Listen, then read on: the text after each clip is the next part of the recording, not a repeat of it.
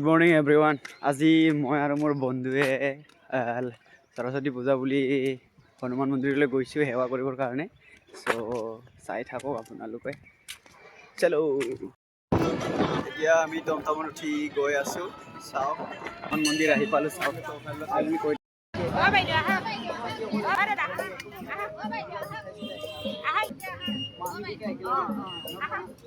পূজা কৰিবৰ কাৰণে বস্তু ল'লোঁ। তোৰটো দেখাই দে।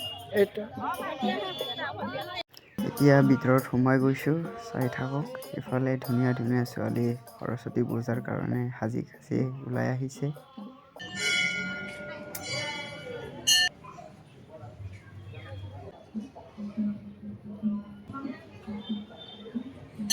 সেৱা কৰি আহি ওপৰত অলপ চাবৰ কাৰণে গ'লোঁ।